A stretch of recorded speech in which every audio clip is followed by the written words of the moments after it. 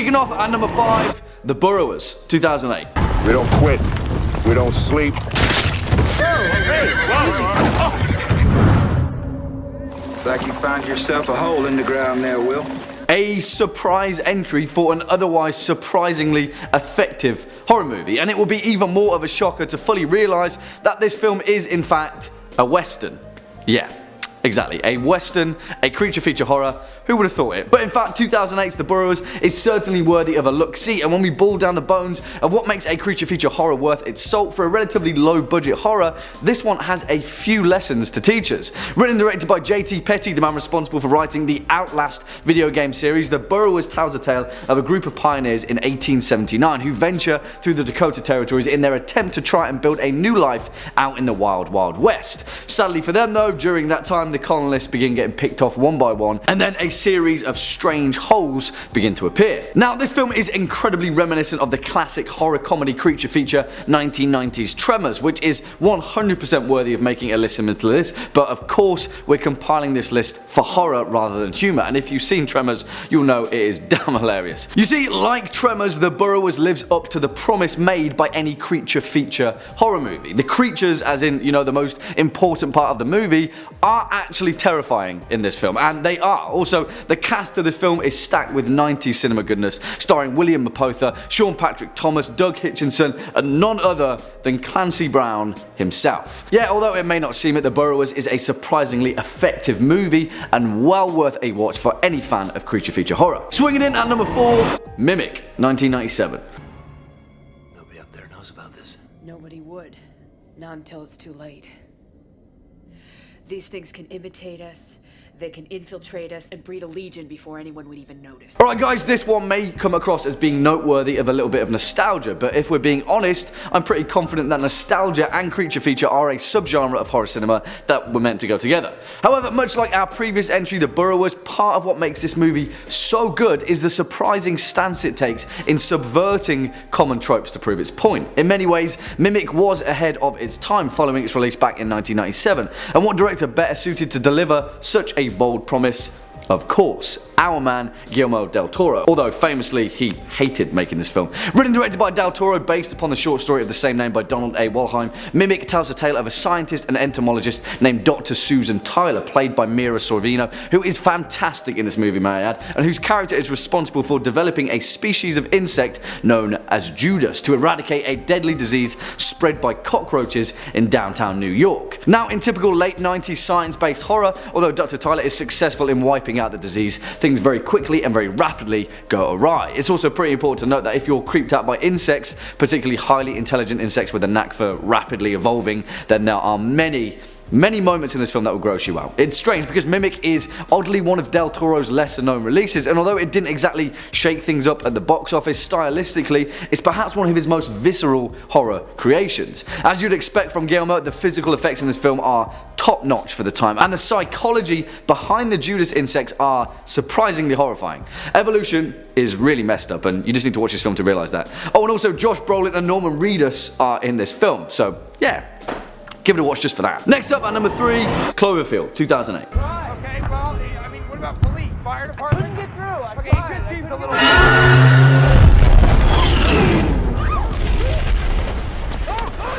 You know what? Still to this day, this film gets quite a lot of hate, and I have no idea why. One of the biggest criticisms of this movie is that the shaky camera work is too much, and watching it gives people a headache.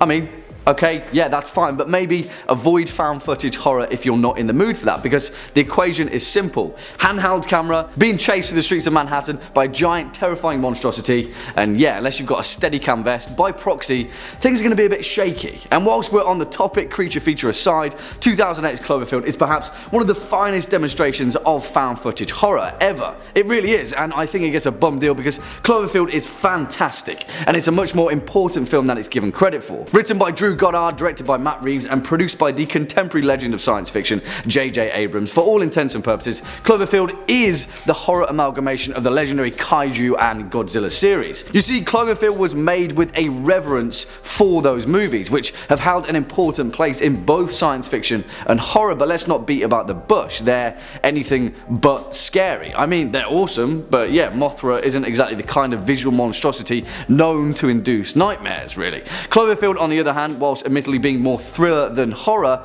is genuinely anxiety-inducing. It's a white-knuckle ride, mainly spurred on by its found footage credentials, but it stands on its own merits as a genuinely effective horror-ridden thrill ride.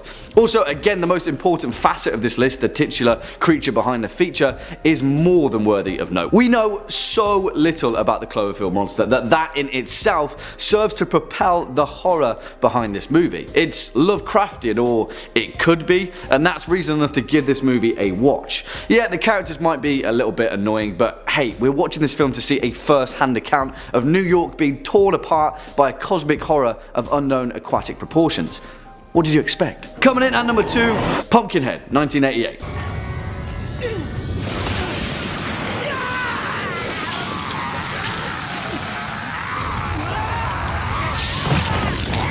And I'm sure that this one will raise a few smiles amongst you die-hard horror fans, and in all reality this film is perhaps the literal definition of the term. They don't make movies like this anymore, because really, they don't, and sadly, gone are the days that the likes of Pumpkinhead will make their way to the forefront of horror cinema. In many ways, creature feature horror itself is a dated concept, and it takes films like Cloverfield to reinvent the form and rearrange it for a new generation of horror fans. Pumpkinhead was the last cycle of those films, released just before the 90s loomed their ugly head and horror cinema decided how best to reinvent itself. On the surface, Pumpkinhead is a slasher movie with one of the most inventive and memorable horror monsters ever created, but beneath that surface is actually a highly intelligent film, an almost gothic tale of love, vengeance and redemption that is surprisingly effective. Written and directed by Stan Winston in his directorial debut, 1988's Pumpkinhead was made by a die-hard fan of physical effects. It was his job, and yeah, whilst the visuals of this film are indeed slightly dated, the craft poured into this film by Winston is second to none. It tells the tale of a man named Ed Harley, the owner of a small store in the countryside of rural USA, whose young son, during a terrible accident at the hands of a group of out-of-town youngsters, is tragically killed. Seeking vengeance, Ed employs the wisdom of a local witch who instructs him to carry out an ancient ritual that will bring a terrible monster to life to enact his revenge.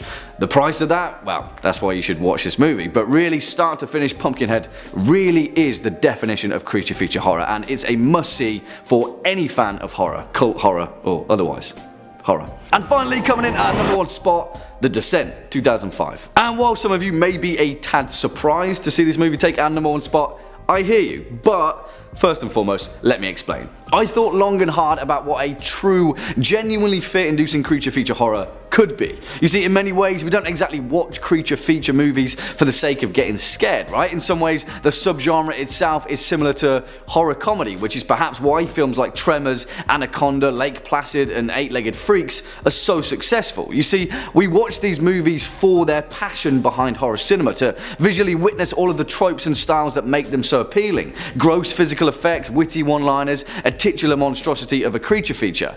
But you see, Neil Marshall's fantastic 2006 horror The Descent does all of those things, and yet its very specific recipe is terrifying. The Descent is scary on so many levels. If you're claustrophobic, this film will be stressful for you on another level. If you're scared of remote locations out in the wilderness, The Descent has got something for you. And if you're scared by the prospect of a species of subterranean cannibals that hunt their prey using echolocation, then I hate to break it to you, but The Descent may be the most terrifying film that you've ever seen. You see, we've covered this film on several occasions over here at Top 5 Scary Videos, and the thing is, we have reason to, because it works on so many different levels. And strangely enough, I'm not entirely sure why, because on the surface, this movie isn't exactly the most impressive of pedigrees. It's got a relatively unknown cast, and it was created on the back of Neil Marshall's brilliant yet otherwise unknown 2002 horror Dog Soldiers, and yet deep within it, this film is one of the most well-crafted horror movies of the 2000s. I almost don't want to say anything about the film's plot or the creatures in question, because if you haven't yet seen it,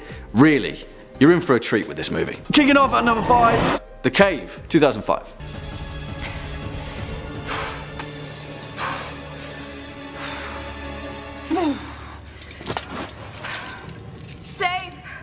And no, not of the platonic variety, although admittedly that would make for a pretty damn decent horror movie, and certainly one that is far, far away from the terrors that linger within this particular rocky enclave. 2005's The Cave, on the surface, is a throwaway movie that was torn to shreds by critics following its release, but in many ways they were kinda wrong. First though, let's get the bad news out of the way. This film is a walking cliche, and it's everything you expect from an early 2000s horror thriller that was still confused by the ever-changing current of the waters of horror cinema. And also, not only that, but yeah, the acting in this movie isn't exactly anything to write home about. That doesn't mean it's not passable though, by no means is it bad, it's just not exactly good. Okay, now that's out of the way, we can talk about the one thing that matters. The creatures in this feature are freaking awesome, and they earn a spot on this list not just for their physical effects and design, but because of their lore. Bear with me. Directed by Bruce Hunt and written by Michael Steinberg and Tegan West, The Cave tells a tale of an ancient Romanian abbey deep in the Carpathian Mountains that is lost to the sands of time following a landslide in the 13th century. Fast forward several more centuries, and following an illegal archaeological plunder, I guess, it is discovered that the abbey is actually the entrance to a vast, unexplored subterranean cave system. Obviously, in typical "here's a strange entrance, guess we better send some people down there" fashion, a crack squad of thrill-seeking cavers, survival experts and scientists are sent into the depths to figure out just exactly what is going on, and as you'd imagine, the deeper they go, the more problems they encounter. Listen, you know how this movie is going to go, but surprisingly, there is some awesome lore behind The Cave, and although in many ways a throwaway narrative, it serves to make you think about the forgotten places of our planet. And not only that, but the creatures in this movie are brilliantly designed. Yeah, they're not exactly anything new, but they're still awesome. Oh yeah, Lena Headey's in it too. Bonus points all around, I guess. Swinging in at number 4, The Blob, 1988.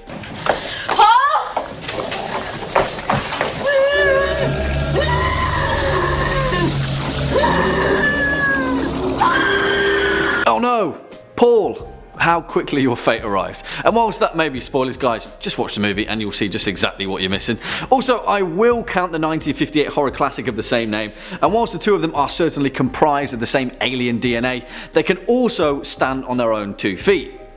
I mean, if blobs had feet, that is. Either way, I think for the sum of its parts, although it is a close call, the 1988 version of The Blob is a superior movie, so we'll be focusing on that one in this respect. Written and directed by Chuck Russell with a writing credit from Frank Darabont himself, The Blob of course does exactly what it says on the tin, and it's because of its iconic approach to horror that it cements itself here really. In many ways, The Blob is exactly what we mean when we say creature feature. This movie is literally about a giant amorphous acidic amoeba-like organism rolling around town and devouring and dissolving anything in its path. Yeah, guys, don't lie, that's all you wanted from this list, right? And thankfully for us, this film delivers exactly that in gelatinous spades. It tells the tale of the sleepy town of Arborville, California, where unbeknownst to its residents, what appears to be a meteorite crashes in a field that harbours a strange and massive slimy substance. And obviously, it's not long before one of the town's miscreants goes meddling with the crash site, unleashing upon the town all of its blobby chaos. You see, whilst this is technically the entire crux of the movie, unlike the 1958 original,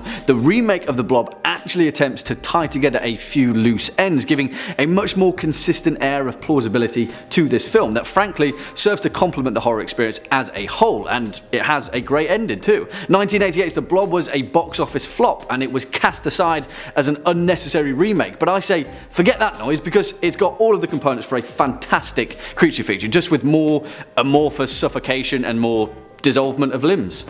Everyone's a winner. Next up at number 3, Attack the Block, 2011.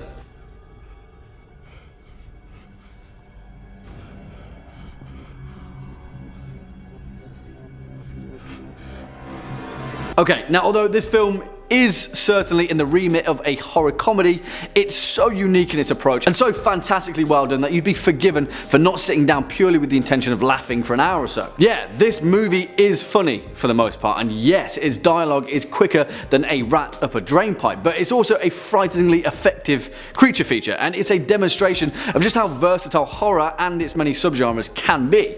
And also, this movie is just fun. and you can't really say that about many films of the early 2010s.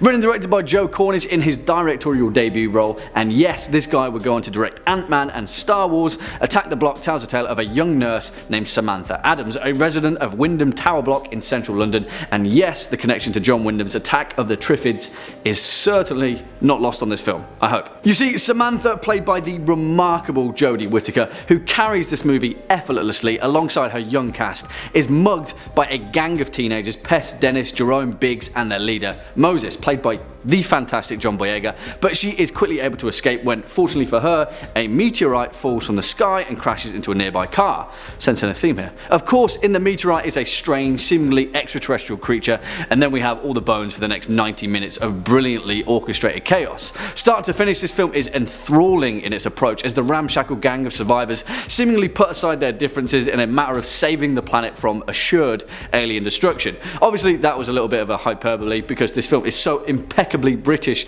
that it's a feat in and of itself. Yeah, just put together a group of people who certainly shouldn't ever run headfirst at a ravenous alien creature while swinging a baseball bat, but then do it anyway, and you can pretty much understand exactly what this movie was aiming for. It's great. Coming in at number 2, Relic, 1997. 7 decapitations in 1 week. Don't you just hate someone who only takes head and never gives it? You're bad, Matilda.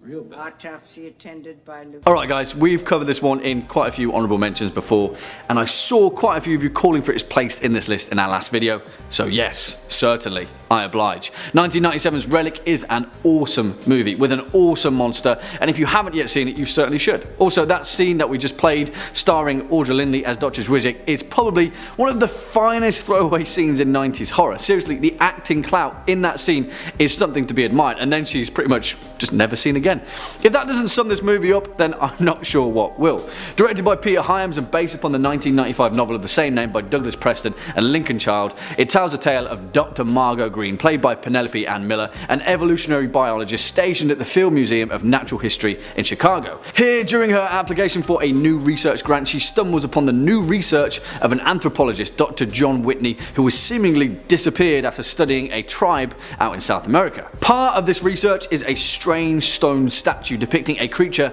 known as the Cathoga, a mythical forest monster. And then suddenly people start losing their heads over all manners of museum-based capers, I guess. Obviously there's a lot more to it, but also obviously I don't want to spoil too much because surprisingly the Relic has a lot to offer in terms of narrative, and for an often overlooked creature feature, at the very least it's an incredibly well-made horror mystery. At the start it plays out as a whodunit, wait, what's this weird fungus thing, why are people losing their brains, and then BAM! Creature feature. And obviously the most important reason, the reason you clicked on this list, the aforementioned creature of the feature, is brilliant. And for those of you that have already seen The Relic, you'll know how frighteningly effective the Cathoga actually is. Yeah, this film is surprisingly intelligent in all the right places, and if you're in the mood for a ravenous frenzy of popcorn with more than a few eyebrow raises, The Relic is certainly not one to be missed. And finally, coming in at number 1 spot, Rogue, 2007. Neil, she's frozen! Get her moving! Keep going!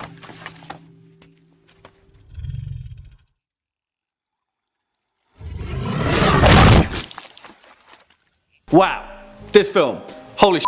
I was a little late to the party when this movie first came out, but following the success of Wolf Creek and hearing very good things, I had to poke my head once again into the beautiful yet horrifying swampy billabongs of Australia.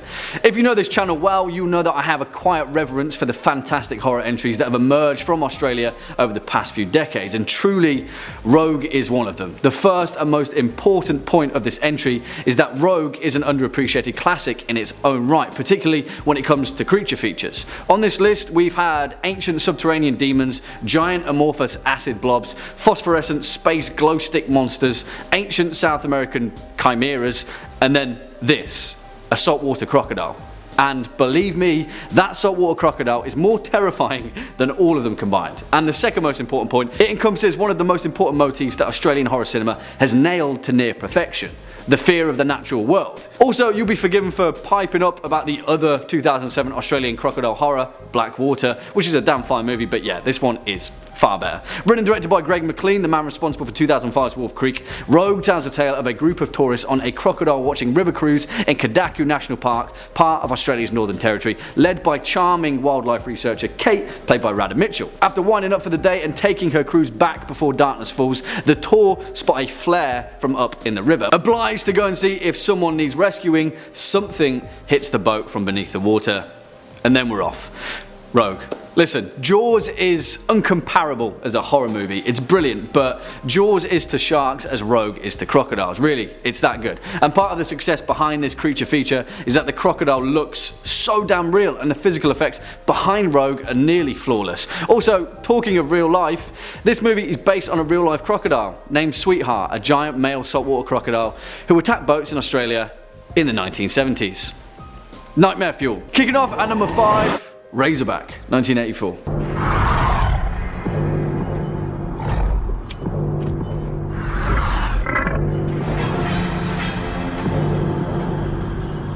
Because speaking of real life man-eating lions, move over. As per usual, Australia has got a thing or two to add to that point, or should we say a tusk or two. Razorback, a film that, rightfully so, has been requested on several occasions for this channel, and not just with this list series. And you know what? I think the winds have finally settled just right, because in many ways, Razorback is very much an acquired taste. But don't let that fool you too much, because whilst on the surface this film is very much a tongue-in-cheek relic of the 80s, deep beneath the surface there is an incredibly unique creature feature that irks on the surreal more so than the popcorn chewing disaster pieces that we've come to expect. And it happened at a strange time in Australian cinematic history, at the tail end of what is known as Ozploitation cinema, an awesome oddity of cinematic history that produced some strange movies indeed. However, by 1984, with the release of Razorback, they pretty much perfected the form, and the result was horror-riddled brilliance indeed.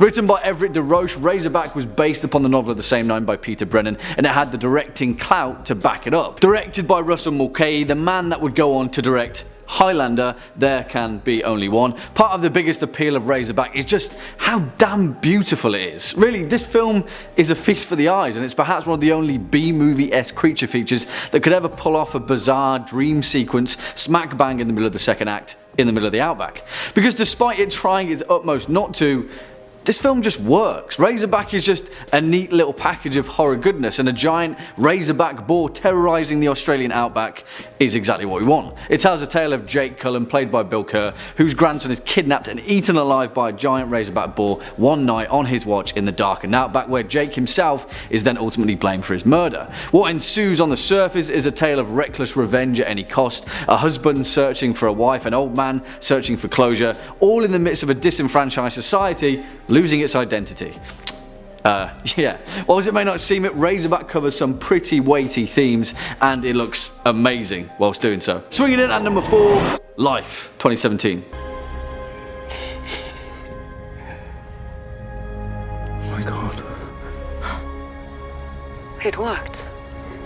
You work it. You know what? I didn't expect to, but I actually really enjoyed this movie, and although it's more so wrapped up in the trappings of a sci-fi popcorn thriller, it very much has all of the key components for a genuinely unnerving creature feature horror, which, may I add, is a pretty difficult thing to do, because this film makes you think, and that's part and parcel as to how it delivers its horror, and I'm fine with that. Also, it stars Jake Gyllenhaal, and I'm pretty sure it goes without saying, but the man can't make a bad movie if he tried. I'm sorry if you disagree with me, but Jake Gyllenhaal is one of the finest actors of our time, and 2017's Life is no exception.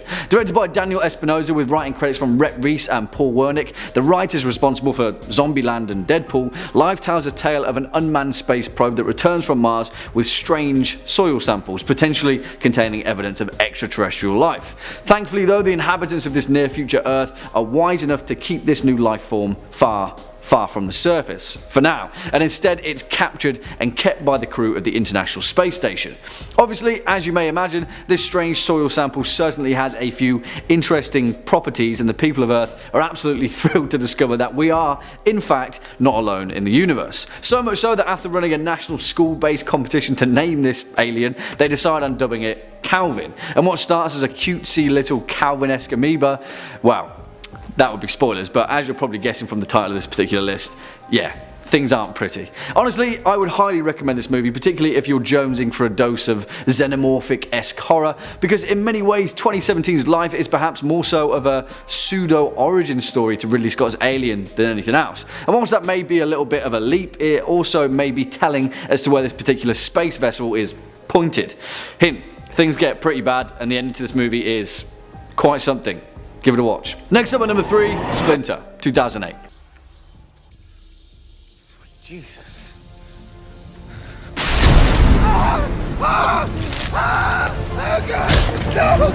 Hey look, it's Skinny Pete. If only he'd had an El Camino at that gas station, maybe he could have ended up elsewhere and not there. But wait, what the hell are you talking about, Jack? Less Vince Gilligan and more Toby Wilkins? Well, whilst that particular horror director may leave a few of you scratching your heads, despite this being his first foray into feature-length filmmaking, for his debut slog, 2008 Splinter is a creature feature piece of work that certainly deserves to be reckoned with. Really, this movie is really damn good, and despite his outward appearance, when we boil Splinter down, this is an intelligent and remarkably creative entry for an otherwise unknown director.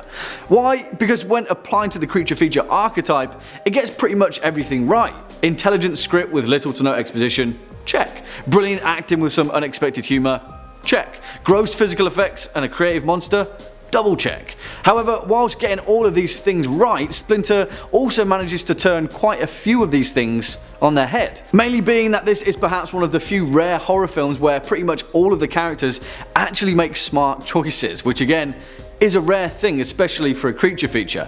It's a lesson that we should all learn, frankly. Written and directed by Toby Wilkins with writing credits from Kai Barry and Ian Shaw, Splinter tells the tale of a young couple, Seth Belzer and Polly Watt, played by Paolo Constanzo and Jill Wagner respectively. Whilst travelling on a romantic camping trip through the backwoods of Oklahoma, the pair get attacked and carjacked by an escaped convict named Dennis, played by Shea Wiggum, who steals the show in this movie, and eventually the unlikely and unfortunate gang end up locked in a gas station, sheltering from a strange life form in the woods. You know what, I almost don't want to talk about the creature of this feature, despite, you know, the title and poster of this movie being a pretty huge giveaway, but trust me, there's more to it.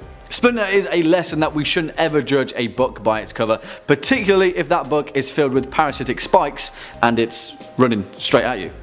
No. Coming in at number 2, The Tunnel, 2011. Steve, what?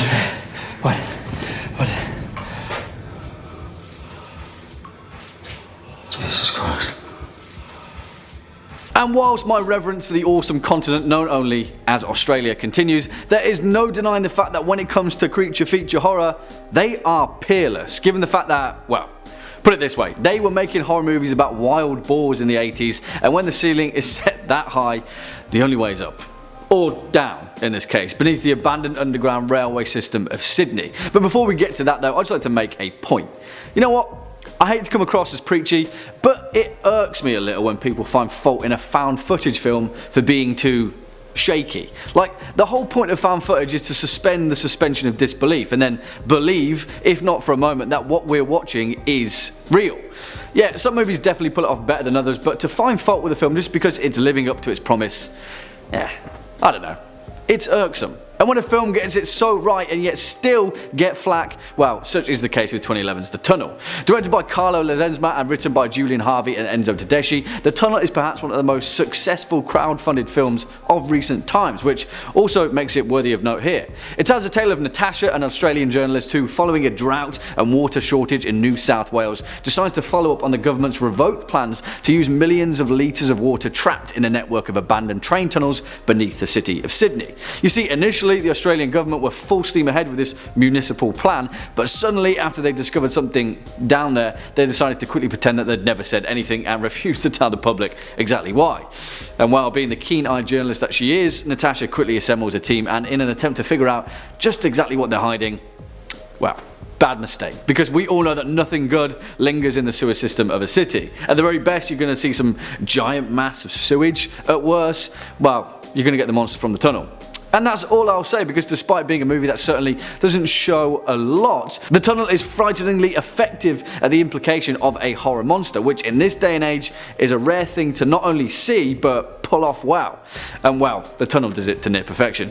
Give it a watch. And finally, coming in at number 1 spot, The Ritual, 2017.